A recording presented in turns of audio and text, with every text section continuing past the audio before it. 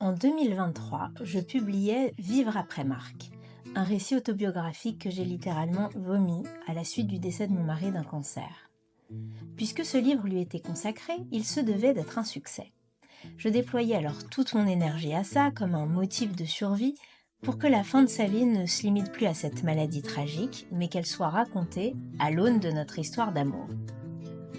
Aussi paradoxal que ça puisse paraître, malgré la douleur, malgré la violence et le manque qui m'envahissait, je ressortais grandie de cette épreuve. Sans m'en rendre compte, je décidais que j'irais bien, puisqu'aller mal ne serait finalement qu'une double peine.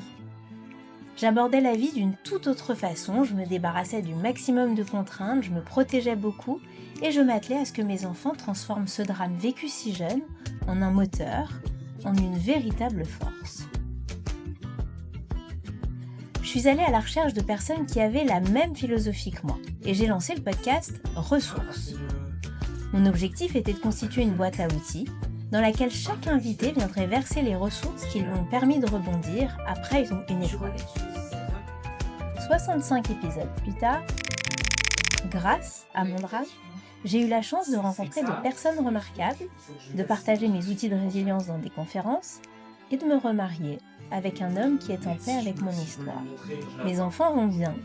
Ils parlent de leur père naturellement et verbalisent leur peine quand ils en ont besoin. Presque 5 ans après mon drame, j'ai senti le besoin de tourner la page des ressources et des épreuves douloureuses pour m'intéresser à nos vulnérabilités, à nos failles, mais surtout à ce qu'on en fait. On a tous des failles, qu'elles soient petites ou immenses, des failles qui changent ce petit quelque chose en nous et dont on ressort meilleur. Comment fait-on de l'adversité un levier de transformation ? Et si nos faiblesses nous rendaient puissants ? Si vous aussi vous êtes convaincu qu'il n'y a pas de force sans faille, vous êtes au bon endroit. J'interrogerai dans ce podcast des personnalités qui ont su saisir une opportunité, un échec, un complexe ou encore une faiblesse pour en faire leur moteur. J'ai hâte de me nourrir de leur trajectoire et de les partager avec vous. Je suis heureuse et émue de vous annoncer le lancement de Faille.